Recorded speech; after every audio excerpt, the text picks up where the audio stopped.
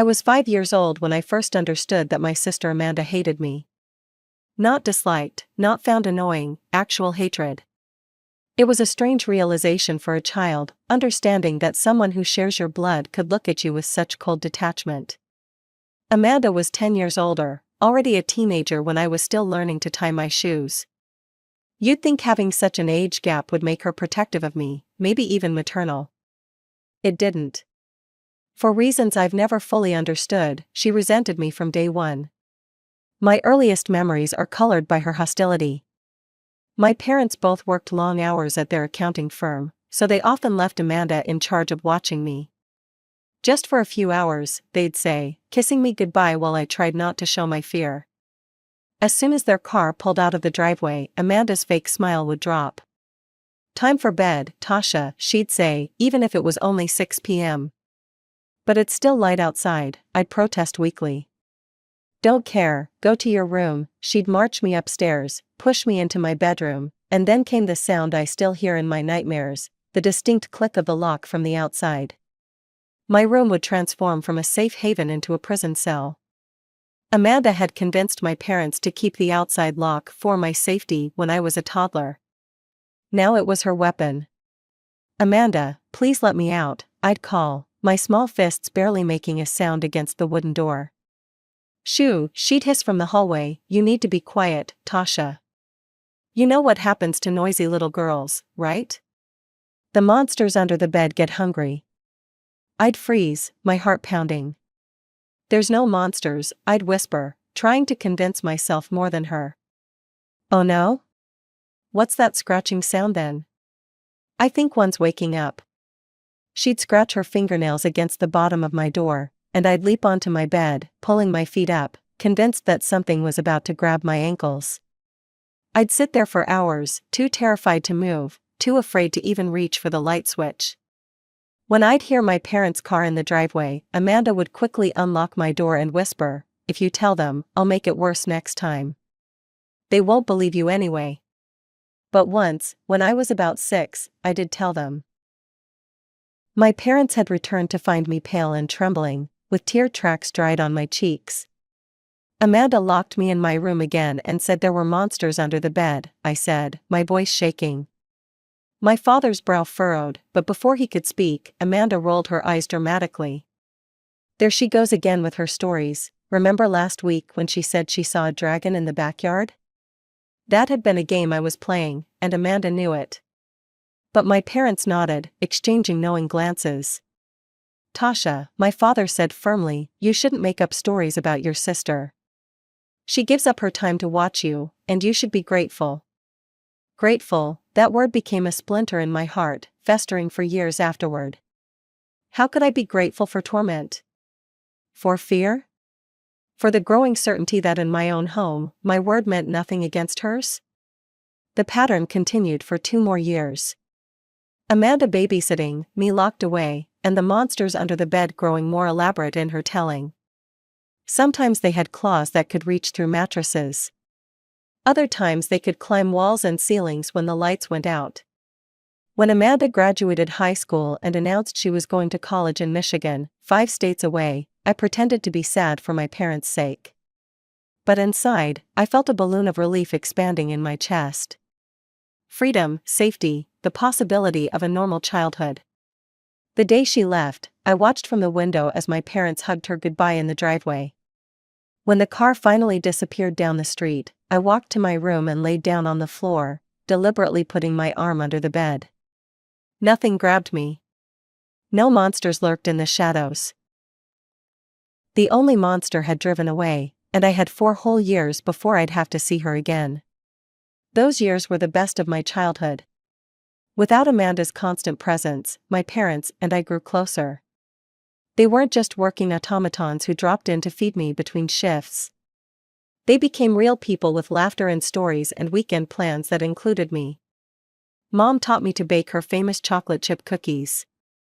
Dad took me fishing and didn't even mind baiting my hook. We had movie nights and board game competitions. It was like finally being allowed into the family I'd been orbiting for years. But the shadow of Amanda's return loomed over each holiday break and summer vacation. She'd arrive with designer bags and stories about her sophisticated college life, bringing expensive gifts for our parents, a cashmere scarf for mom, a leather wallet for dad. For me? Nothing. Not even a candy bar or a pencil from her university bookstore. The first time it happened, at Christmas when I was 9, I couldn't hide my hurt as I watched mom and dad unwrap their presents while my hands remained empty. "Where's Tasha's gift?" Mom asked, noticing my expression. Amanda waved dismissively. "She's just a kid, she doesn't need expensive stuff. I'll get her something from the gas station on the way home if it's that big a deal." But she never did. And the next holiday, it was the same pattern. And the next. Eventually, I stopped expecting anything and learned to make myself scarce when she visited. High school was a refuge from the family drama. I wasn't popular, but I had good friends, decent grades, and teachers who appreciated my quiet focus. By 17, I had college applications ready, a part-time job at the local bookstore, and a future that seemed refreshingly Amanda-free. Then came the announcement. "Your sister's getting married in March," Mom said one night over dinner, her face glowing with excitement. "Isn't that wonderful?" "Great," I nodded, calculating in my head. That would be during my spring break of senior year. I didn't love the idea of spending my vacation at Amanda's wedding, but maybe it would be a chance to finally be included as an adult family member. Maybe I'd even be a bridesmaid. The thought was both exciting and terrifying. 2 weeks later, Amanda swept into our house with a diamond ring and her fiancé in tow.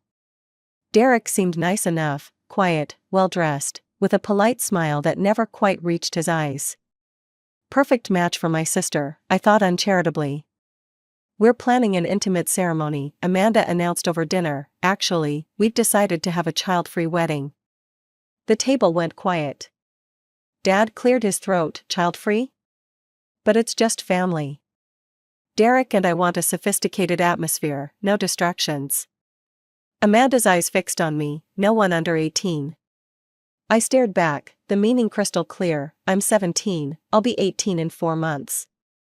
Rules are rules, Tasha, I'm sure you understand."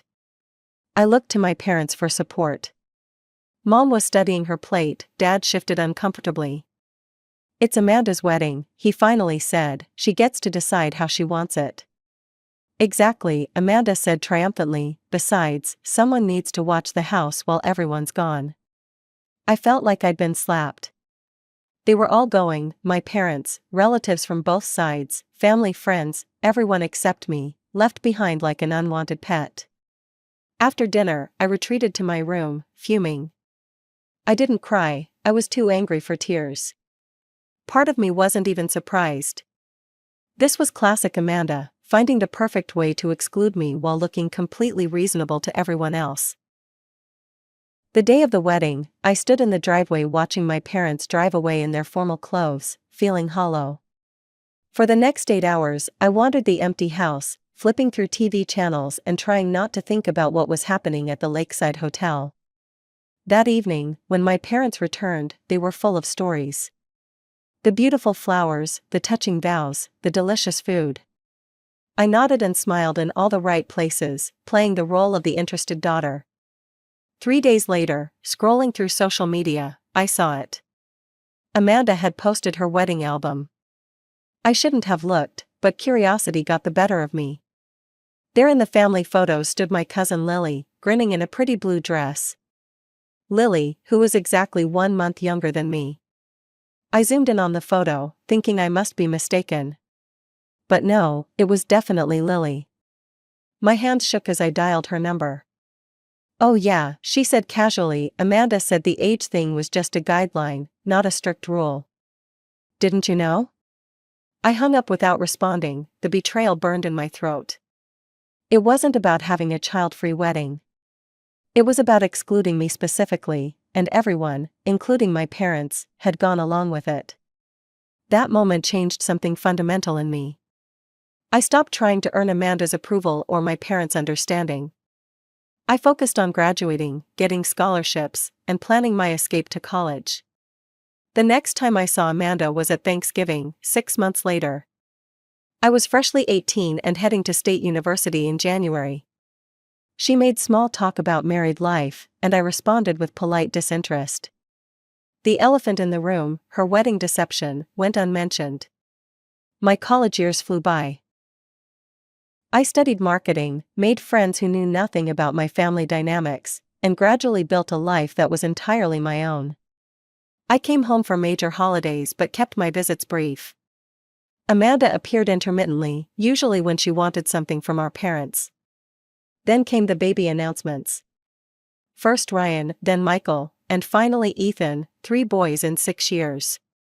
Amanda quit her job to become a full-time mom, and suddenly our parents' house became her unofficial daycare center.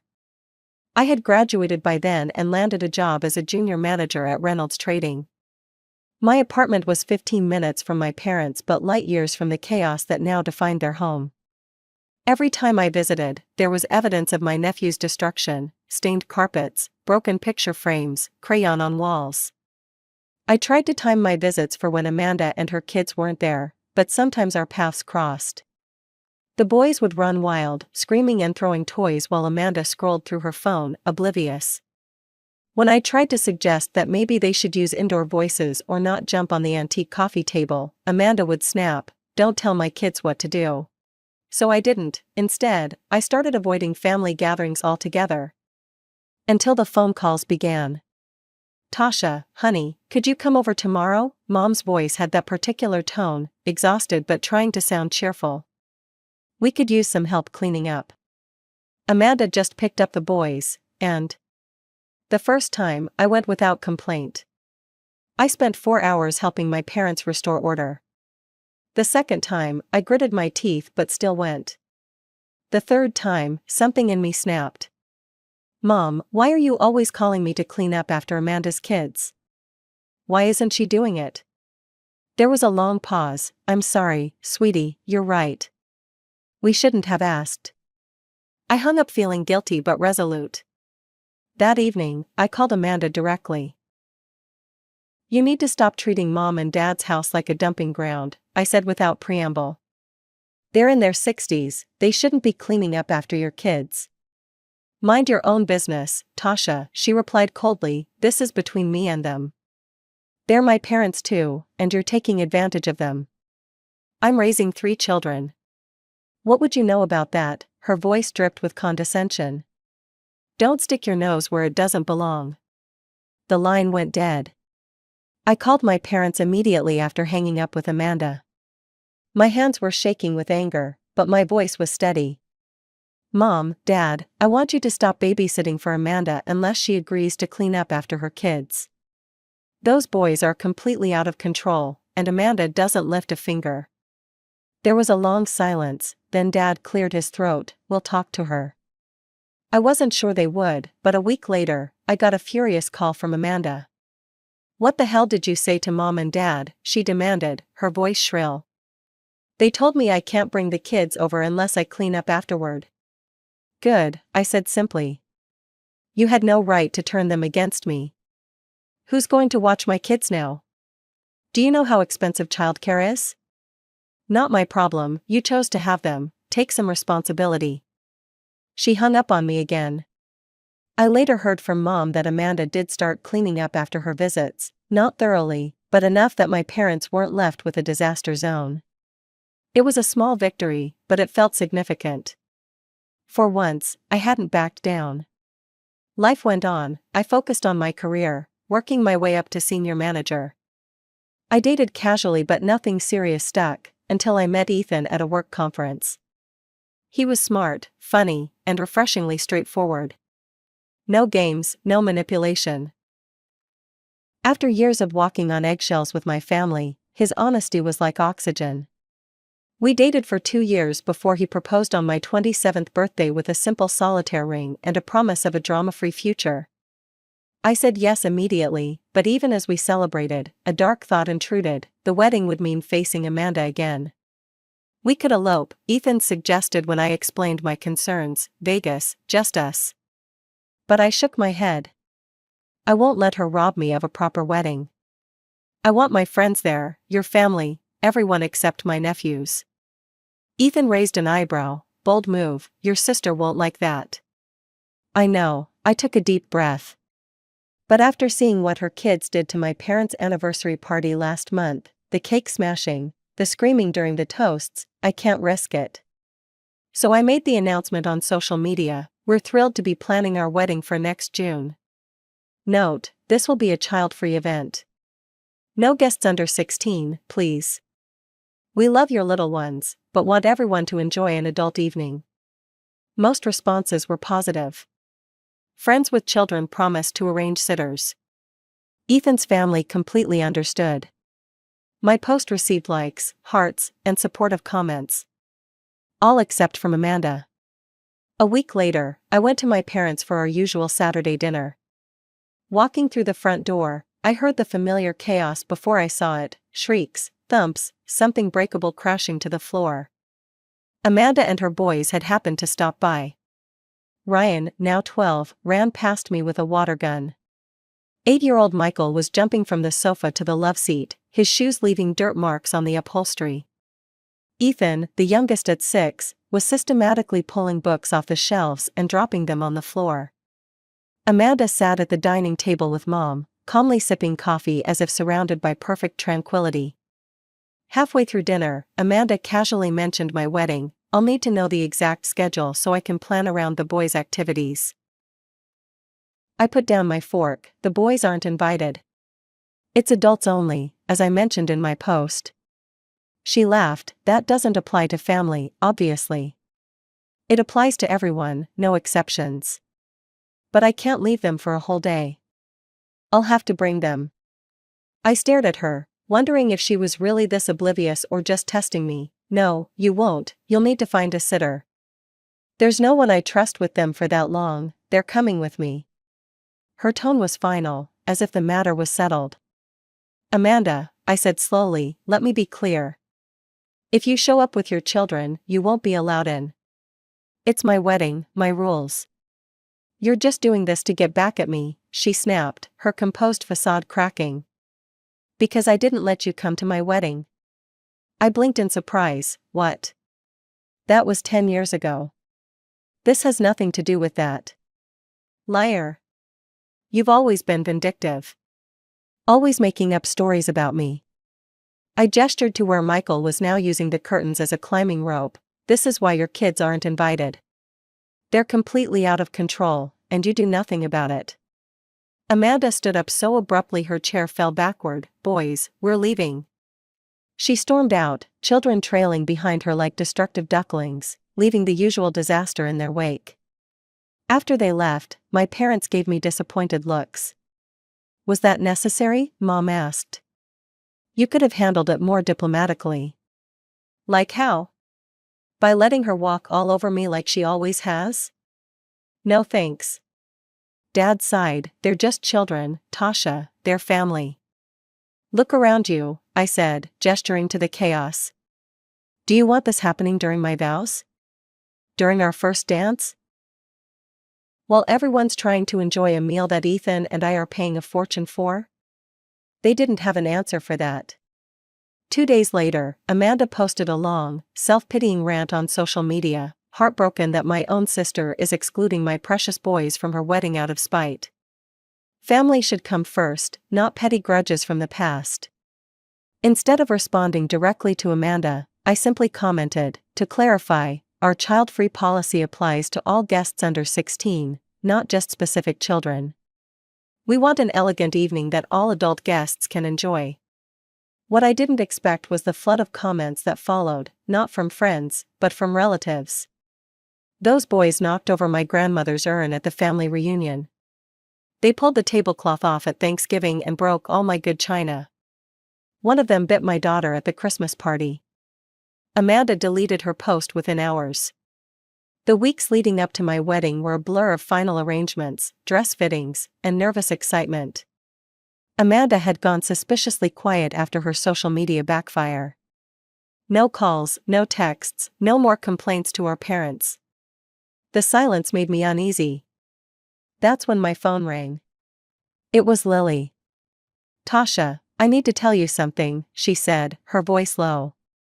I was talking to Jen yesterday, Amanda's friend from college? The one who was her maid of honor? Yeah, according to Jen, Amanda is going to have the boys accidentally spill something on your dress during the reception. And Ryan is supposed to push over your wedding cake. Jen felt horrible about it and confided in me. After I hung up, I sat in stunned silence. Even for Amanda, this was a new low. Not just ignoring my wishes, but actively planning to ruin my wedding day. I told Ethan, expecting him to be as shocked as I was. Instead, he was eerily calm. "We'll hire security," he said simply. "Give them pictures of Amanda and the boys. No drama, no scene, they just don't get in." We hired 2 security guards from a professional firm, gave them photos of Amanda and her children, and instructed them politely but firmly not to allow them past the entrance under any circumstances. The morning of the wedding arrived with perfect blue skies. As my bridesmaids helped me into my dress, I felt a surprising sense of calm. Whatever happened with Amanda, I was marrying the man I loved. That was what mattered. The ceremony was scheduled for 4 p.m. At 3:30, my phone buzzed with a text from the head of security: "Subjects have arrived with 3 minors. Proceeding as instructed." I took a deep breath and handed my phone to my maid of honor. "Don't tell me anything else about my sister unless the building's on fire." The ceremony was beautiful. Walking down the aisle toward Ethan, seeing his face light up, in that moment, Amanda didn't exist. We exchanged vows under an arch of white roses, and when the minister pronounced us husband and wife, the applause from our guests felt like a release of years of tension. It wasn't until the reception that reality intruded. My mother appeared at my elbow as I greeted guests, her face tight with anger. "How could you?" she hissed. "Your own sister is outside in tears because those goons you hired wouldn't let her in." I kept my smile in place for the benefit of nearby guests. I made it clear children weren't welcome. She chose to bring them anyway. Their family, Tasha. What do you expect her to do with them? The same thing every other parent here did: find a babysitter. Mom's eyes filled with tears. "Your father and I are going to take her home. I hope you're satisfied with yourself." I watched as they slipped out, choosing Amanda yet again. It hurt, but less than I expected. Perhaps I'd been preparing for this moment my entire life. The rest of the reception was perfect. Friends danced, relatives shared embarrassing stories, and Ethan's grandmother taught everyone a Polish folk dance that had us all laughing until our sides ached. Our cake remained upright, my dress stayed pristine, and no one threw food or climbed the curtains. 2 days after we returned from our honeymoon, I decided to call my parents. I thought they deserved to know why I'd hired security, to understand I wasn't just being vindictive. "Mom, Dad," I said when they answered, "there's something you should know. Amanda was planning to have her kids ruin my wedding. Lily found out from Amanda's friend Jen that she was going to have the boys spill something on my dress and knock over the wedding cake." The silence on the other end was deafening. Then my mother's voice, cold and dismissive. "Tasha, I can't believe you're still making up stories about your sister, after all these years." "I'm not making it up," I protested. "Lily heard it directly from Jen. Why would I lie about this?" My father sighed heavily. "You've always had an imagination, Tasha. Always seeing the worst in your sister. This has gone too far." I closed my eyes, transported back to childhood, Amanda locking me in my dark room, telling me about monsters, then calling me a liar when I told our parents. "I didn't make it up," I said quietly. "Lily can confirm it." "Lily's always taken your side," Dad dismissed. "Your sister was very hurt by your actions. And I've been hurt by hers my entire life, but that doesn't seem to matter to any of you." The line went silent for a moment. "We should talk about this in person," he finally said. "I don't think so, Dad. I'm done explaining myself. I love you and Mom, but I won't apologize for protecting my wedding day from Amanda's spite." "So that's it? You're just cutting us off?" I sighed. "No, I'm setting boundaries. When you and Mom are ready to see me as an equal member of this family, not just Amanda's annoying little sister who needs to fall in line, I'll be here." That was 6 months ago. Since then, silence. I hear updates through Lily. Amanda still dumps her children on my parents regularly. The boys are still destructive, still disrespectful. My parents are increasingly exhausted, dealing with health issues that make keeping up with 3 unruly children nearly impossible. But they won't set boundaries with Amanda, and I won't pretend everything is okay. Sometimes I dream about reconciliation, Sunday dinners where everyone behaves civilly, holidays without tension, my parents finally seeing the pattern that's been clear to me since childhood. But dreams aren't reality. The reality is that Amanda was right about one thing: I was a dreamer as a child. I dreamed of a sister who would protect me instead of terrorize me. Parents who would believe me instead of dismiss me. A family where love didn't come with conditions. Now I dream of different things: the family Ethan and I might create someday, one where no child feels less valued than another. Where words like fair and respect aren't just empty concepts.